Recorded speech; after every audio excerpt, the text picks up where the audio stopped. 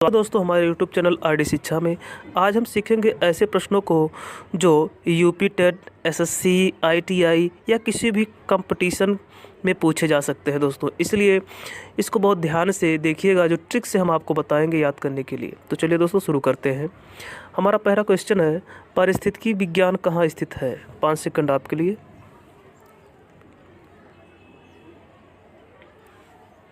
यदि आपने चुना बेंगलुरु तो सही चुना दोस्तों। इसको हम याद कैसे करेंगे? पारिस्थितिकी है और विज्ञान है, ये तो प्रश्न में आएगा ही। तो विज्ञान, आपको पता है कि विज्ञान जो है किसी भी परिस्थिति को सामना करने में कभी पीछे नहीं हटता, कभी बगल नहीं होता। विज्ञान किसी भी परिस्थिति का सामना करने में कभी भी बगल नहीं होता। तो बगल नहीं होता तो बगल से क्या हो जाएगा? बंगलूर हो जाएगा दोस्तों। अगर हम याद रखेंगे बगल, तो बगल से हमारा बंगलूर ही बनेगा। विज्ञान किसी भी परिस्थिति से बगल नहीं होता, उसका डटकर सामना करता है दोस्तों। तो बगल नहीं होता तो बंगलुरु हो जाएगा। नेक्स्ट क्वेश्चन दोस्तों, डार्विन का उद्विकास का सिद्धांत आधारित है।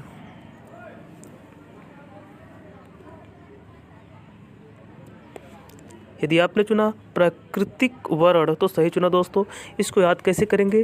देखिए, डार्विन का उद्विकास, डार्विन में क्या आ रहा है? डार आ रहा है। डार यानी डाल, जो वृक्षों की डाल होते हैं, और उद्विकास यानी यहाँ पे विकास आ रहा है। डाल का विकास कहाँ पे होता है? प्राकृतिक में ही तो होता है। प्राकृतिक में होता है डाल का विकास दोस्तों, याद रखिएगा। इसको भूलने की कोई चांस ही नहीं है कि डाल का विकास प्राकृतिक में होता है, बाकी कहीं नहीं होता दोस्तों। तो याद रखेंगे, जब भी डार्विन उद्विकास की बात आएगी यानी डाल का विकास का बात आएगा तो प्राकृतिक वर्ण सही रहेगा दोस्तों, यानी कि प्राकृतिक में ही डाल होता है। नेक्स्ट क्वेश्चन दोस्तों, पारिस्थितिकी तंत्र का उदाहरण है। यदि आपने चुना तालाब तो सही चुना दोस्तों। याद कैसे करेंगे?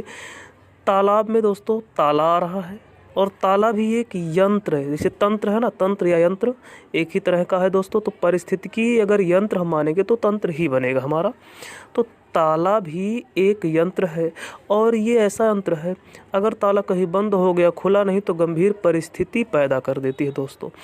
चाहे जिस चीज़ का ताला हो, चाहे बाइक का ताला हो या मान लीजिए साइकिल का ताला हो या किसी दुकान या घर का ताला हो, अगर यह यंत्र यानी ये ताला अगर बंद हो गया, खुल नहीं रहा है या चाबी खो गया, तो परिस्थिति बड़ा गंभीर पैदा हो जाता है दोस्तों, क्योंकि ताला नहीं खुलेगा तो हमारा काम ही नहीं होगा।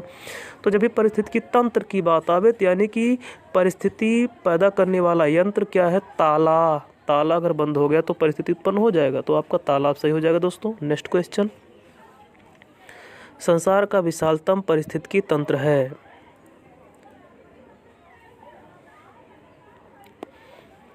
यदि आपने चुना महासागर तो सही चुना दोस्तों। कैसे?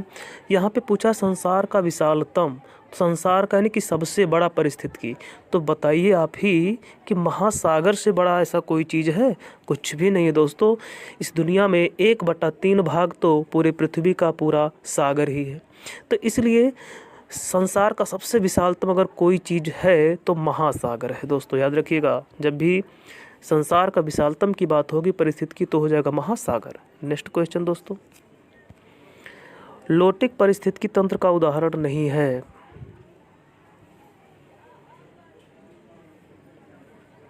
यदि आपने चुना पौंड तो सही चुना दोस्तों। याद कैसे रखेंगे?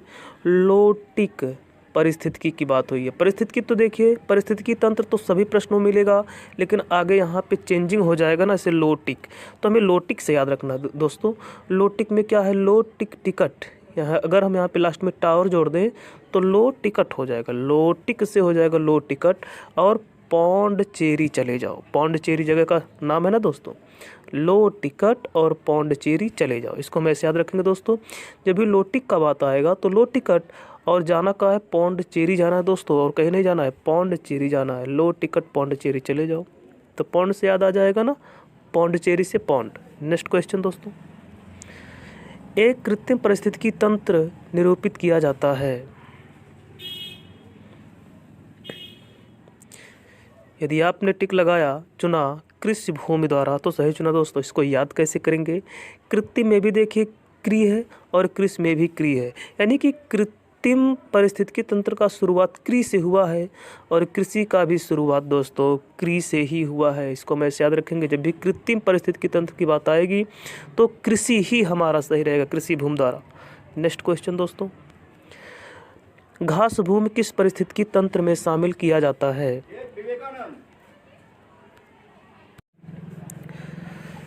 नेक्स्ट क्वेश्चन दोस्तों, घास भूमि किस पारिस्थितिकी तंत्र में शामिल किया जाता है?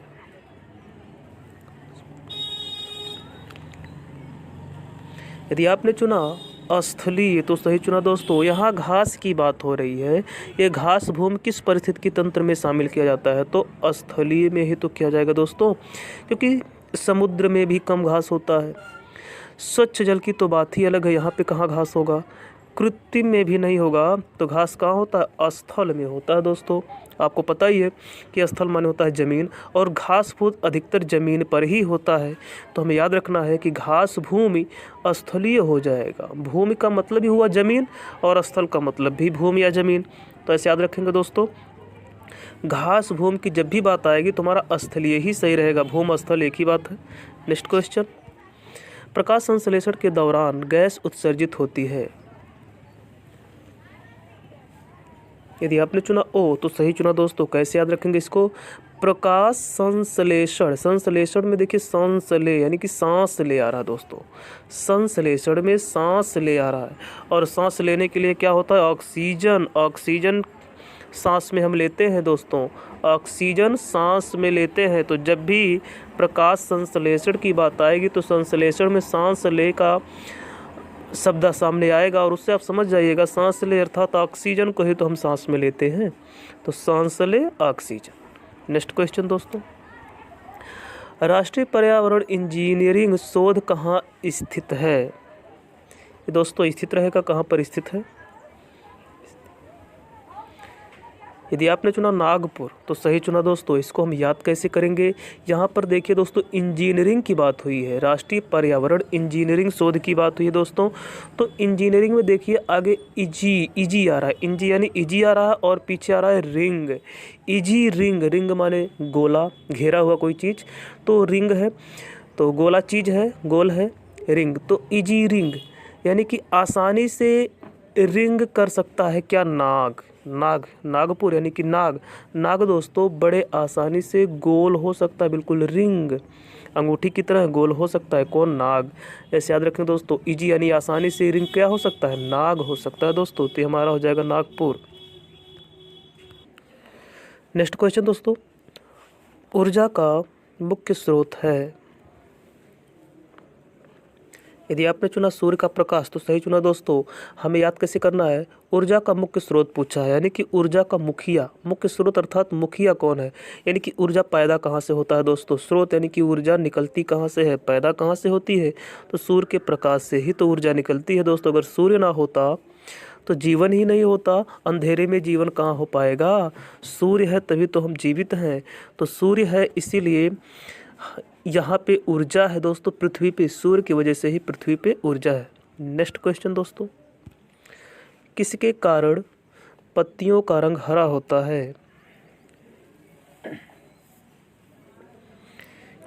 यदि आपने चुना विकल्प बी क्लोरोफिल तो सही चुना दोस्तों। इसको याद कैसे करेंगे? यहाँ पर देखिए दोस्तों दिया है पत्तियों का रंग हरा, यानी कि हरा पत्ती। पत्तियों का रंग हरा होगा तो कैसा होगा? हरा पत्ती होगा। तो हरा पत्ती क्लोरोफिल के कारण होता है। इसको याद ऐसे रखना है कि पीछे देखिए दोस्तों फिल दिया है। फिल माने क्या होता है? महसूस करना। तो ऐसा बताया जाता है, और हम सभी को पता है कि पेड़ पौधे भी सांस लेते हैं, वो भी परिस्थितियों को महसूस करते हैं, फील करते हैं दोस्तों। तो अगर पत्ती हरी है तो फील तो करेगी ही करेगी। अछुई मुई का पौधा आप जानते हैं दोस्तों, उसको छू दीजिए तो फीलिंग करते हैं ना, लजा जाती है, उसका पत्ती सिकुड़ जाता है। तो हरा पत्ती फील करता है दोस्तों, याद रखेंगे। पत्ती हरी हो तो भी महसूस करती है, फील करती है। तो फील से क्या बन जाएगा? क्लोरोफिल। नेक्स्ट क्वेश्चन दोस्तों, प्रकाश संश्लेषण की क्रिया क्लोरोफिल तथा की उपस्थिति में होता है। यानी दोस्तों हमें यहाँ पे भरना है, तो क्या भरा जाएगा?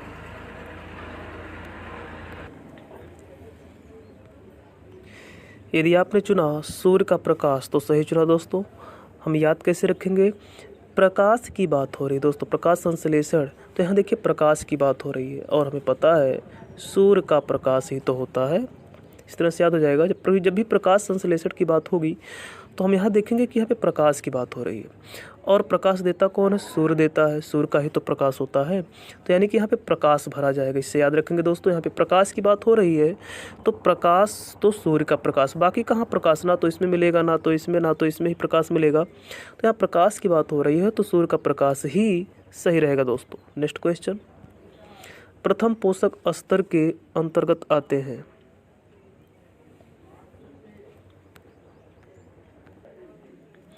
हमारा नेक्स्ट क्वेश्चन है दोस्तों, अपशिष्ट उत्पादों को खाने वाले जीवों को कहा जाता है।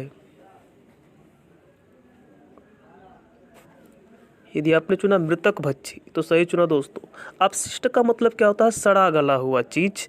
सड़ा गला हुआ चीज को खाने वाले जीवों को मृतक भक्षी कहते हैं। इसको हम याद ऐसे रखेंगे कि कोई भी चीज सड़ता तब है जब मृतक यानी मर जाता है। सड़ा गला चीज शरीर, यानी कि जब शरीर मर जाता है दोस्तों तभी तो वो अपशिष्ट होता है, यानी कि सड़ता है। वैसे दोस्तों विकल्प बी में भी देखिए मांस दिया है, मांस भी सड़ता है, लेकिन मांस कोई जीता रहेगा तो थोड़ा सड़ेगा उसका मांस।